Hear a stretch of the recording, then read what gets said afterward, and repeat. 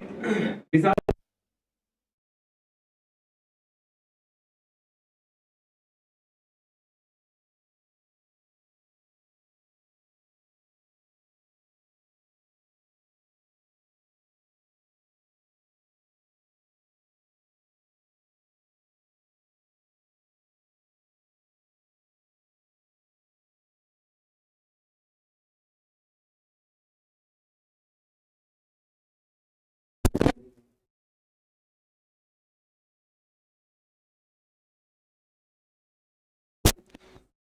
मेरी आवाज आ रही है या नहीं, मुझे कमेंट करके जल्दी से बताइए। मेरी आवाज आप तक पहुंच पा रही है या नहीं पहुंच पा रही है, मुझे जल्दी से कमेंट करके बताइए। जी कमांडो, जल्दी से बताइए मुझे, मेरी आवाज आप तक पहुंच पा रही है या नहीं पहुंच पा रही है। आवाज नहीं आ रही है सर, अब आ रही है बिल्कुल। पीडीए परिवार स्वागत है आपका, और पीडीए परिवार में आप सभी का स्वागत है। तो जय हिंद साथियों, फिर से स्वागत करता हूं। मेरी आवाज आप तक नहीं पहुंच पा रही थी, उसके लिए क्षमा। बाकी हाँ, अब जल्दी से हम क्वेश्चनों की तरफ बढ़ेंगे और आपको बताऊंगा मैं क्वेश्चन की बातें। तो मेरिट लिस्ट के बारे में बता रहा था कि मेरिट लिस्ट में जो स्टार्टिंग में जो 15 क्वेश्चन सामान्य ज्ञान के होते हैं जो मैं लेकर आता हूं, तो आप इन क्वेश्चनों को सिर्फ ऐसे टाइम में पढ़िए जिस टाइम पे आपका मन नहीं लग रहा हो, ज्यादा से ज्यादा 2 घंटे इसको पढ़िए। उसके बाद साइंस एक सबसे ज्यादा नंबर लाने वाला, मतलब जिसमें सबसे ज्यादा नंबर ला सकते हैं हम, तो और इसमें सब्जेक्ट भी सिर्फ 3 है, तो इसमें अपन ज्यादा से ज्यादा नंबर कवर कर सकते हैं। तो इसको ऐसा पढ़िए कि यहाँ से कोई क्वेश्चन हमसे गलत हो ही नहीं। फिर करते हैं मैथ्स की बात। अगर मैथ्स में आप जितनी प्रैक्टिस करते हो, जितनी ज्यादा प्रैक्टिस करोगे, उतने ज्यादा इसमें आपको नंबर मिलेंगे। फिर करेंगे तर्क की बात। अगर आप तर्क सुबह उठकर अगर आप रीजनिंग के कुछ सवाल करते हैं, ज्यादा नहीं 10 सवाल भी अगर आप रेगुलर करते हैं, तो उससे आपकी मानसिकता तेज होगी, याद करने की क्षमता बढ़ेगी, और आपके जो तर्क के जो सवाल आएंगे एग्जाम में वो आसानी से बन जाएंगे। तो जल्दी से हम बढ़ेंगे आगे। अब तो जैसे कि पृथ्वी डिफेंस एकेडमी रोज आपके सामने आ जाती है, तो आज भी फिर आए, और पृथ्वी डिफेंस एकेडमी का शुरू से एक ही लक्ष्य रहा है, हर कदम वर्दी की ओर। क्योंकि हम फिजिकल में ऑल इंडिया में नंबर 1 है, ऑल इंडिया में नंबर 1 है, क्योंकि यहां पर जितनी सुविधा दी जा रही है इतनी कहीं पर भी नहीं दी जा रही, और अगर दी जा रही है तो इतनी कम फीस नहीं ली जा रही है। क्या फंडा है यहाँ का। तो जल्दी से ओएमआर सीट लेकर बैठिए। आपके सामने ओएमआर सीट है, तो ओएमआर सीट के महत्व जैसे बता देता हूं कि ओएमआर सीट अगर आप लेके जाते हो, मेरा आज का आंसर बी लगा है, और आप भी अपने ओएमआर सीट लेकर जल्दी से बैठिए। जैसे कि पृथ्वी डिफेंस एकेडमी में जितने भी स्टूडेंट कमांडोस है, उनको यह वाला येलो वाला दे दिया गया है, और जो कमांडो मेरे साथ जुड़े हुए ऑनलाइन, वो यह वाला जल्दी से लिंक से डिस्क्रिप्शन से निकालिए और इसे डाउनलोड करके अपने पास रखिए। इकट्ठा फोटोकॉपी करवा के 50-60 रख लीजिए, क्योंकि रोज के अपने 4 टेस्ट लगते हैं, और 4 टेस्ट में आप रोज का अपना निष्कर्षण निकालिए और मुझे बताइए कि सर आज आपके 25 क्वेश्चन में से मैंने 20 सही करे, 21 सही करे, या 24 सही करे, या 25 में से 25 सही करे। क्योंकि कमांडो, अगर आप मेरे साथ लगातार मेरे फर्स्ट सेशन से अभी तक आप जुड़े हुए हो, तो उम्मीद करता हूं कि मेरे कम से कम 20 क्वेश्चन वहीं से बन जाते हैं, क्योंकि एक क्वेश्चन में ही मैंने 4 बातें बताई है, और अगले क्वेश्चन में उस टाइप का क्वेश्चन कहीं ना कहीं पूछा गया है। तो जल्दी से मेरे क्वेश्चन पे काम कीजिए। और ओएमआर सीट की बात करते हैं, तो ओएमआर सीट में ज्यादा से ज्यादा गड़बड़ियां होती है, इसलिए आपको रोज रोज ओएमआर सीट के बारे में बताया जाता है कि ओएमआर सीट के फायदे, उससे आप समय बचाओगे, और उससे आपकी जो गोला भरने की प्रैक्टिस होगी वो अच्छी से हो जाएगी। क्योंकि अगर आप अचानक से गोला भरते हो और सीट फट जाती है तो गलत, अगर पूरा गोला सिस्टमेटिक नहीं भरा है तो भी गलत।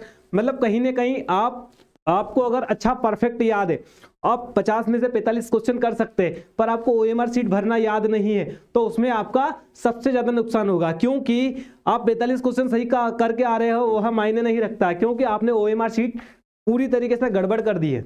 और एक लाइन में अगर आपने 2 गोले भर दिए, जैसे इसका आंसर ए है और इसका आंसर डी है, तो आपकी ओएमआर सीट यहीं रिजेक्ट हो जाएगी। तो इन चीजों का भी विशेष ध्यान रखिए। बढ़ते हैं क्वेश्चनों की तरफ जल्दी से, क्योंकि समय ज्यादा ले लिया है। बक्सर का युद्ध जो हुआ था 1764 में, अंग्रेजी सेना का नेतृत्व करने वाला व्यक्ति कौन था? तो रॉबर्ट क्लाइव था, वारेन हेस्टिंग था, या हेक्टर मुनरो था, या चार्ल्स आयरन कूट था। यह बताना चाहूंगा 1764 में जो युद्ध हुआ था, यह अंग्रेजी सेना और भारत के जो भी मुगल, अवध और इसके अलावा जो भी इंडिया के जो शासक रहे थे, इन सब ने मिलकर 1 2 3 यहां पर जैसे अवध, मुगल और जैसे दिल्ली के जो सुल्तान वगैरह जो रहे थे, इन्होंने तीनों ने मिलकर इस पर किस पर, ब्रिटिश पर आक्रमण किया। पर इस आक्रमण में भी यहाँ हार गए। इसमें भी हम जीत नहीं कर पाए, क्योंकि इस समय अगर हम जीत जाते तो आज हम राजा रजवाड़े के पक्षघात होते, मतलब हमारे ऊपर कोई राजा होता, वह राज करता और हम उसके सैनिक वगैरह होते। तो इस टाइप से था। तो इसमें जो मुगल का जो शासक था वो क्या नाम है उसका, शहादत द्वितीय था। बढ़ते हैं नेक्स्ट क्वेश्चन की तरफ।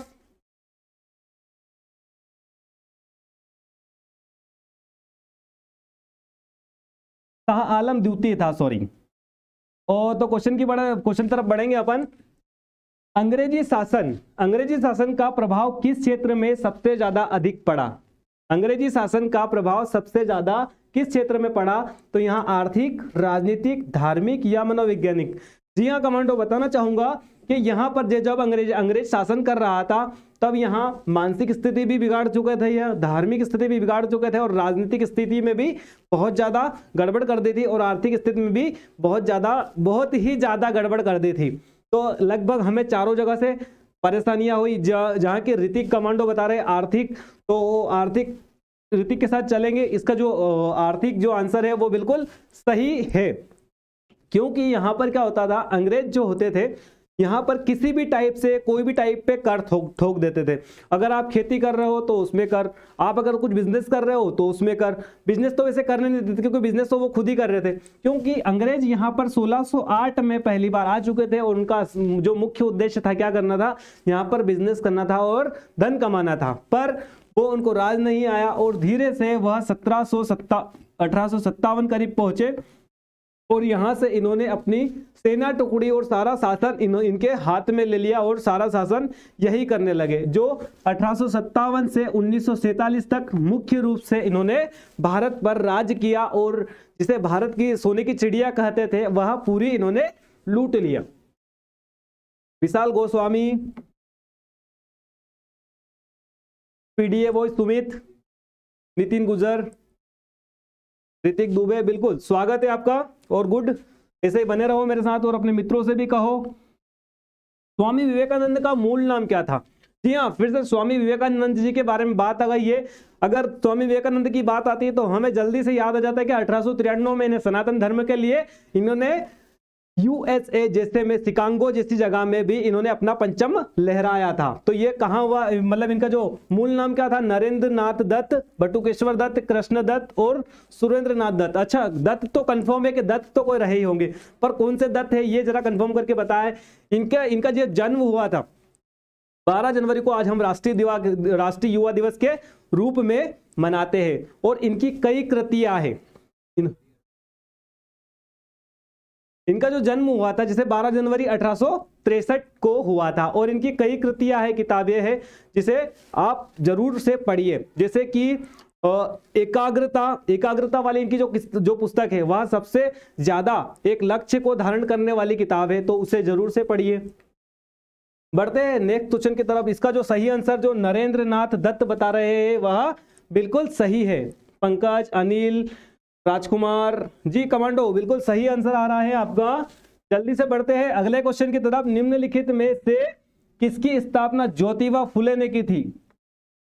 ज्योतिबा फुले एक समाज सुधारक थी, जो निर्धनता और गरीबी और लाचारी से उभारने के लिए इन्होंने इस समाज मतलब इसकी स्थापना की थी। तो किसकी स्थापना की थी उन्होंने? सत्यशोधक समाज, दलित वर्ग समाज, बहुजन समाज, या इनमें से कोई नहीं? जल्दी से कमेंट करके बताइए। यहाँ एक ऐसी महिला थी ज्योतिबा फुले एक ऐसे पुरुष थे जिन्होंने हिंदी के बारे में बहुत सारी चीजें कही, और गरीबी और निर्धनता के लिए यह सबसे ज्यादा मतलब उच्च कोटि के माने गए। जी बिल्कुल, कमांडो बता रहे हैं मुझे, रवि, राजकुमार, पीडीए बॉय, बहुजन समाज जो भी बता रहे हैं वह बिल्कुल सही बता रहे हैं। जल्दी से बढ़ते हैं अगले क्वेश्चन की तरफ। 1857 का विद्रोह, 1857 का विद्रोह कहां हुआ था?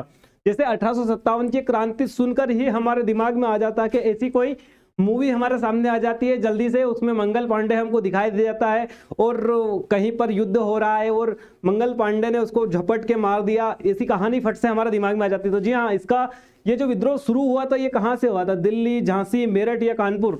विद्रोह तो सब जगह हुआ था, विद्रोह सब जगह। इन जगहों के अलावा भी 15 ऐसी जगह है जहां पर विद्रोह अलग अलग जगह शुरू हो गया था। तो सबसे पहले विद्रोह पूछा उन्होंने कि सबसे पहले जो प्रारंभ हुआ था, इसका प्रारंभ, शुरुआत किसने करी थी? जैसे कि स्वतंत्रता की क्रांति चल रही थी और यज्ञ चल रहा था और इसमें सबसे पहले आहुति देने वाले जो थे मंगल पांडे थे।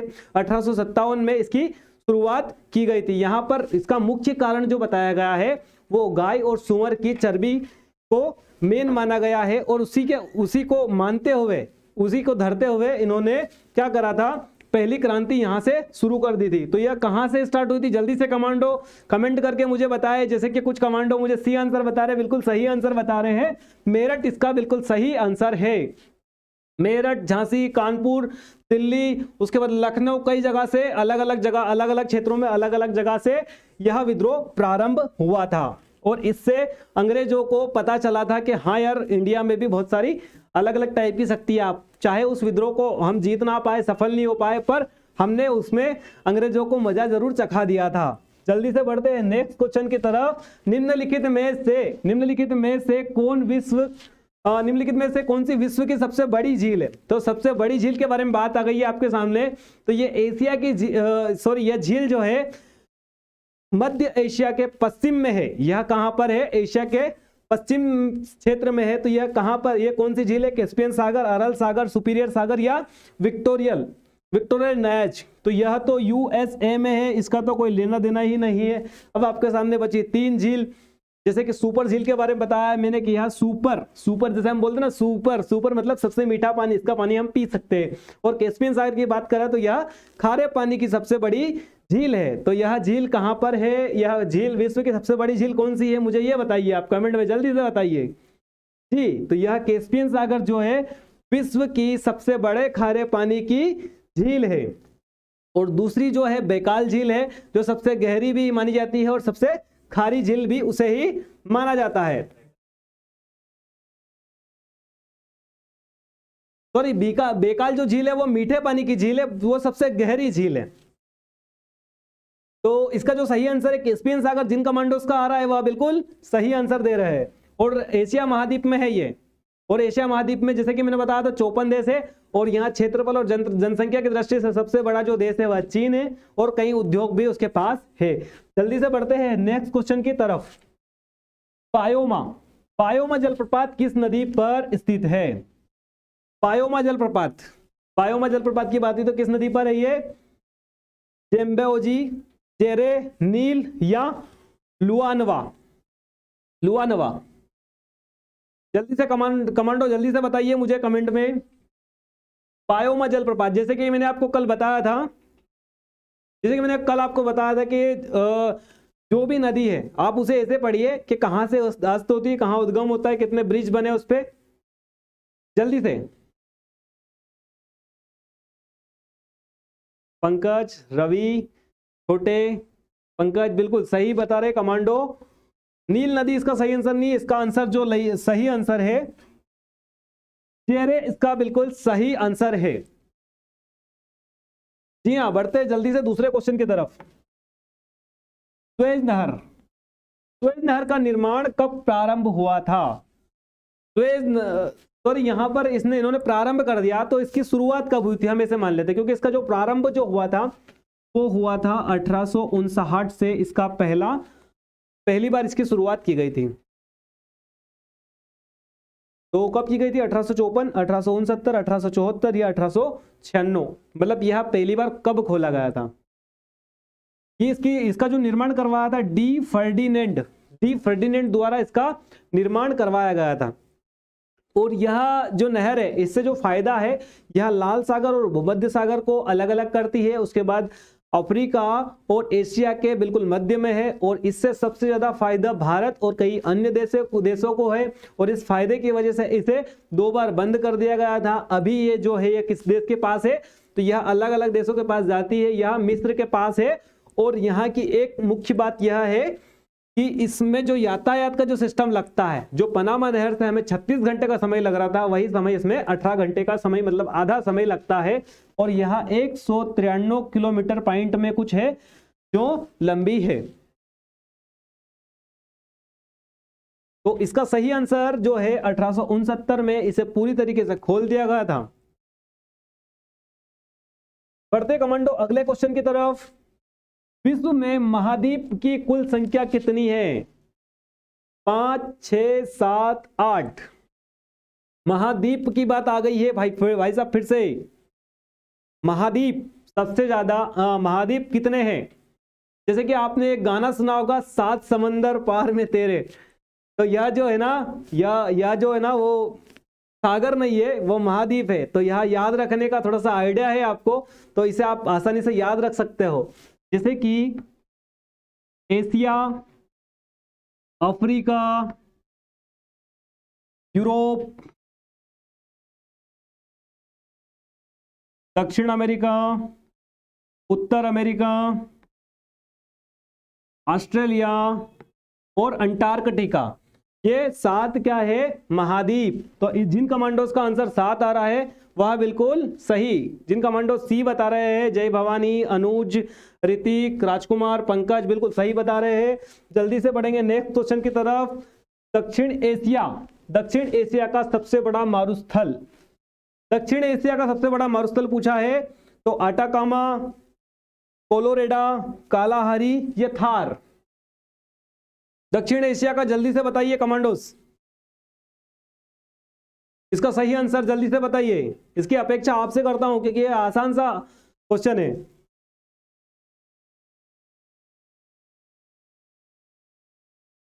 दक्षिण एशिया का क्या थार है इसका सही आंसर? कालाहारी,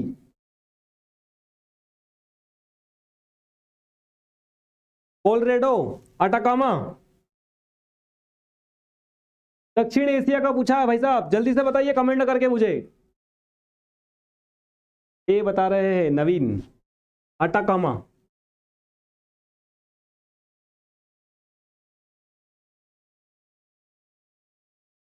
क्या इसका आंसर डी है, थार?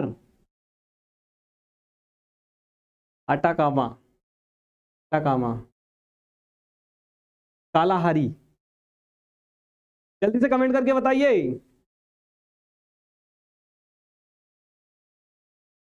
बिल्कुल कालाहारी इसका बिल्कुल सही आंसर है।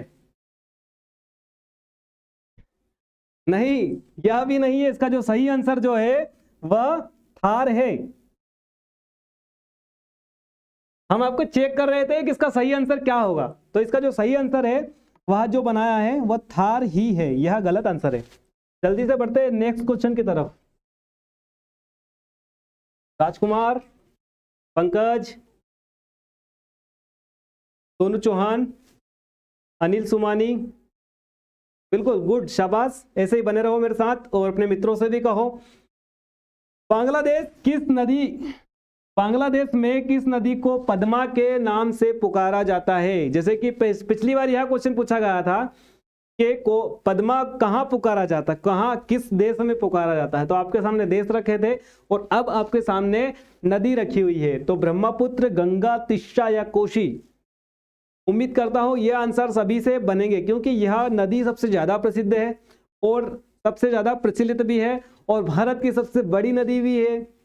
तो उम्मीद है आपसे कि इस क्वेश्चन का जो आंसर है वो सभी कमांडो आपसे ही आए। ब्रह्मपुत्र, गंगा, तिस्सा या कोशी? जल्दी से कमांडो आंसर कीजिए मुझे, इसका सही आंसर आपके सामने क्या होगा? बी। कोई पंकज, अनुज, पंकज जी बिल्कुल सही आंसर बता रहे हैं, बी। हाँ, बी बिल्कुल, गंगा सही है।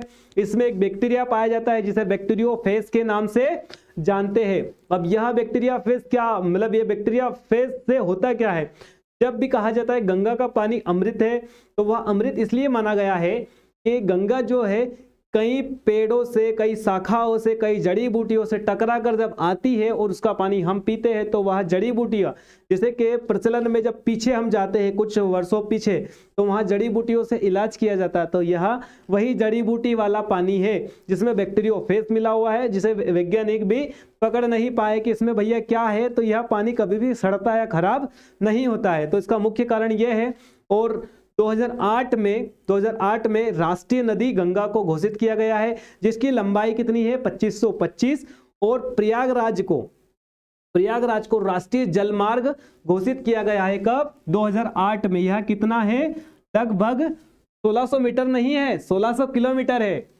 जवानों, पता है जब भी 1600 लिखा जाता है तो आपके दिमाग में सिर्फ एक ही चीज भागती है, सबके अंदर मिल्खा सिंह आ जाता है और भागने लग जाते हो। तो यह 1600 किलोमीटर जो है, जो कहां पे बनाया? प्रयागराज में जलमार्ग बनाया गया, जिसे राष्ट्रीय जलमार्ग के नाम से बनाया गया है।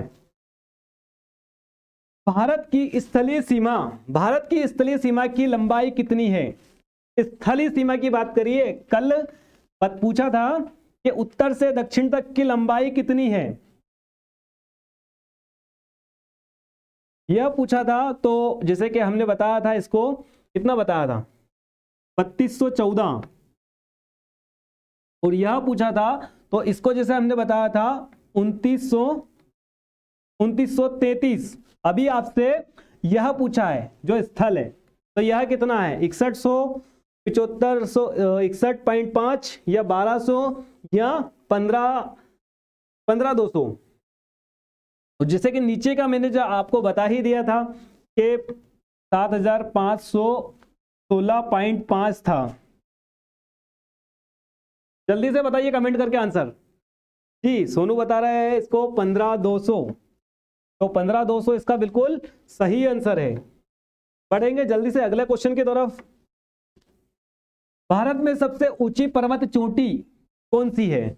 तो यहां भारत की बात हुई कि भारत की सबसे ऊंची चोटी कौन सी है? तो गाडविन ऑस्टिन है, कॉमेट है, नंदा कोटा है या नंदा देवी है। लगभग सारी ऊंची चोटियां ही है।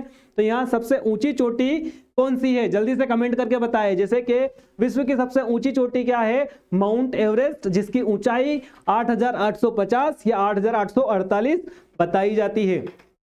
तो जल्दी से कमेंट करके बताइए मुझे कि इसका सही आंसर क्या है। गाडविन ऑस्टिन, जिसे K2 भी कहा जाता है, क्या यही है? बिल्कुल, शुभम आईपीएस बता रहे हैं K2। तो इसकी ऊंचाई 8611 मीटर है।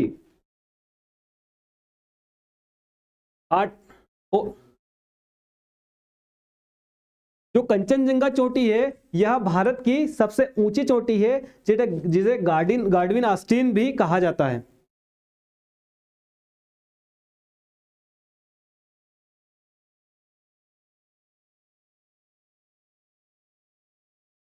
तो जी कमांडो, जैसे कि यह जो है, यह कश्मीर के पीर पंजाल श्रेणी के अंतर्गत आती है, सॉरी काराकोरम श्रेणी के अंतर आती है।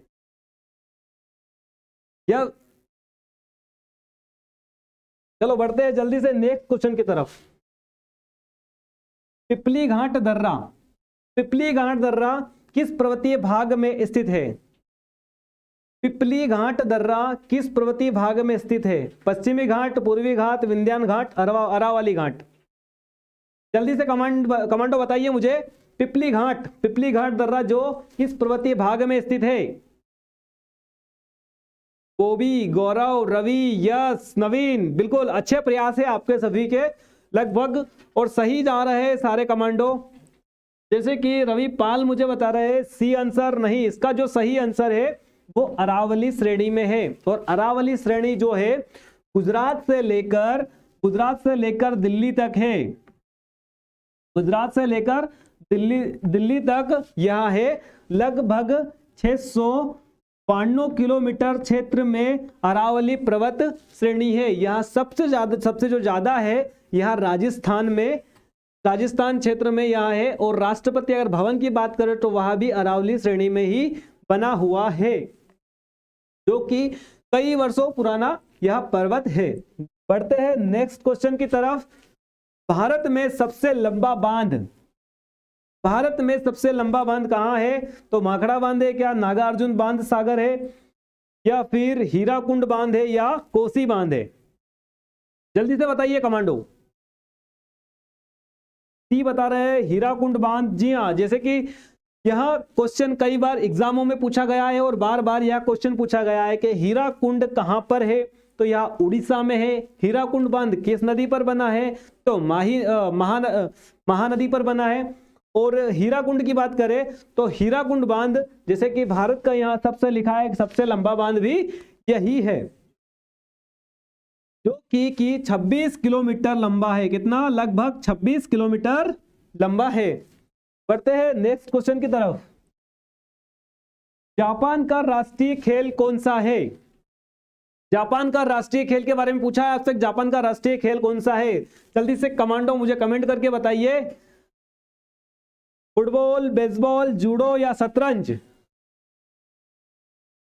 शतरंज की बात करूंगा तो यह रूस में खेला जाता है, रूस का राष्ट्रीय खेल है। और फुटबॉल की बात करूंगा तो जैसे मैंने कल उरुग्वे के बारे में बताया था, अब आपके सामने सिर्फ 2 ऑप्शन बनते हैं। क्या किसी का आंसर बी आ रहा है? नहीं। जो भी कमांडो जूडो बता रहे हैं वह बिल्कुल सही बता रहे हैं, और जो बेसबॉल है वह यूएसए का संयुक्त राष्ट्र संघ या संयुक्त राज्य अमेरिका मतलब अमेरिका का यह राष्ट्रीय खेल है।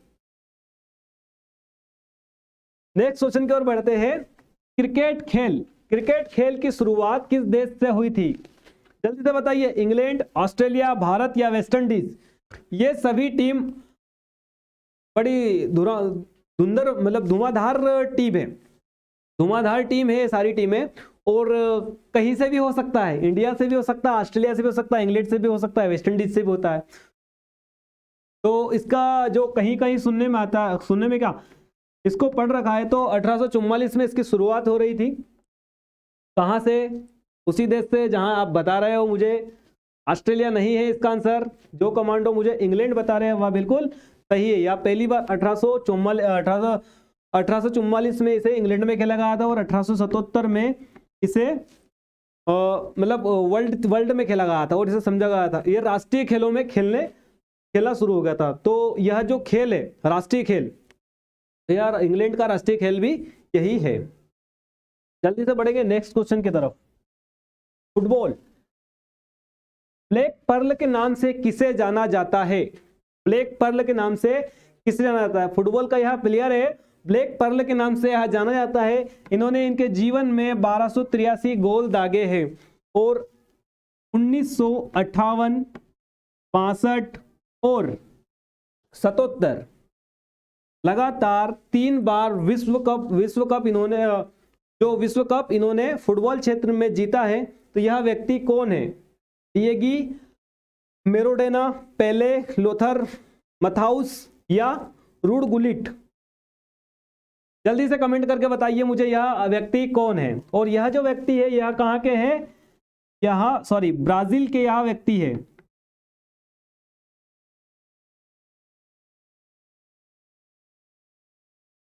जल्दी से कमेंट करके बताइए।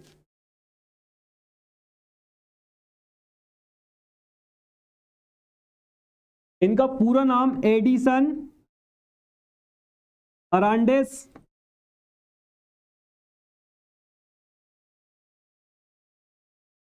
डोना सियामेंटो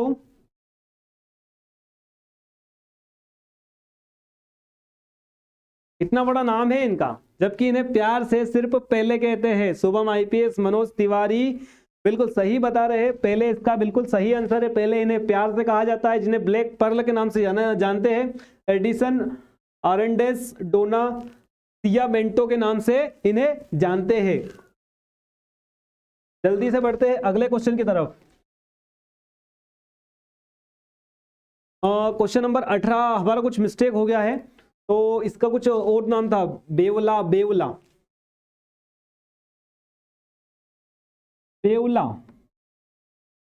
उत्सव किस राज्य में मनाया जाता है? तो बेवला जो उत्सव है वो आज भी मनाया जा रहा है, जिसकी शुरुआत आज से हुई है, जहां एशिया में मतलब पूरे एशिया का मतलब एक राष्ट्रीय उत्सव है। यहाँ पर सभी देश से कुछ लोग आ जाते हैं, इस उत्सव में आते हैं। यहाँ पर एक देवी का मंदिर बना हुआ है जहाँ पर चुनरी वगैरह है, तो उस चुनरी के ऊपर यह लपेटा जाता है। और जो जो गुड़ की डलिया हम देखते हैं जो इतनी सी बनी होती है 5-5 किलो वाली, उसके ऊपर क्या माता जी की वो मतलब चेहरा वगैरह बनाते हैं, उनकी पूजा करते हैं। और यह उत्सव मतलब बहुत ज़्यादा समय से मनाया जा रहा है और 1966 में इसे यहाँ का राजकीय उत्सव के रूप में मनाया जाने लगा था। वह कौन सा राज्य मनाया था? तेलंगाना, उत्तर प्रदेश, मध्य प्रदेश या पंजाब? तो इसका जो सही आंसर तेलंगाना बता रहे हैं। जिन्होंने आज न्यूज़ देखी है वो बिल्कुल सही बता रहे हैं। बेलवा जो उत्सव है। ग्रैमी पुरस्कार, आपके सामने फिर से ग्रैमी पुरस्कार की बात हुई है, तो ग्रैमी पुरस्कार किस क्षेत्र में दिया जाता है? अभिनय, संगीत, गायन या बॉक्सिंग के क्षेत्र में दिया जाता है? क्या यह बॉक्सिंग के क्षेत्र में दिया जाता है? ग्रैमी पुरस्कार किस क्षेत्र में दिया जाता है? अभिनय, संगीत, गायन या बॉक्सिंग?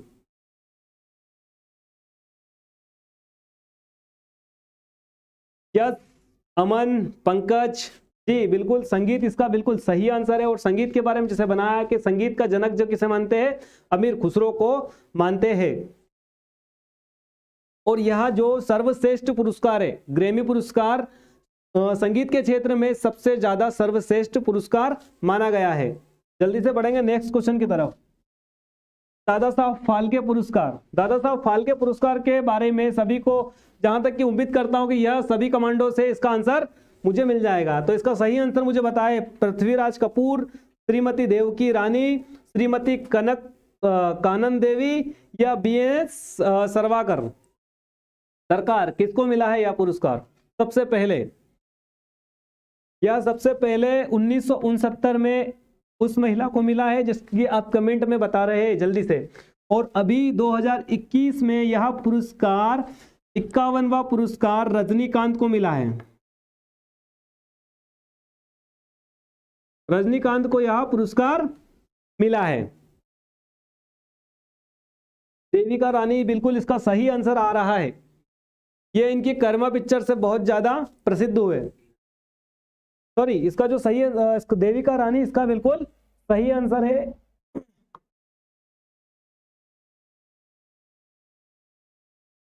देविका रानी, श्रीमती देविका रानी बहुत ज्यादा प्रसिद्ध हुई इसी क्षेत्र में। इन्हें सबसे पहली महिला और सबसे पहला पुरस्कार जो दिया गया वो देविका रानी जी को 1969 में दिया गया था। बढ़ते हैं अगले क्वेश्चन की तरफ। दिल्ली के पहले भारत की राजधानी, दिल्ली के पहले जो भारत की राजधानी थी वो क्या थी? कोलकाता, उदयपुर, इंदौर या जबलपुर? जल्दी से कमांडो कमेंट करके बताइए मुझे, क्योंकि यह आंसर सभी पे बन जाता है। ये जो संशोधन होने का जो प्रक्रिया चली थी यहाँ 1911 में चली थी प्रक्रिया, और 1931 में यह प्रक्रिया सफल हुई फरवरी में, और इसे राजधानी दिल्ली बना दिया गया। तो क्या उदयपुर को बनाया दिल्ली, इंदौर को बनाया, जबलपुर को बनाया या कोलकाता को बनाया?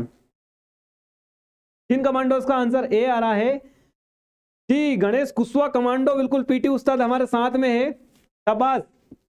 तो इसका जो कोलकाता जो आ रहा है वो बिल्कुल सही आंसर है।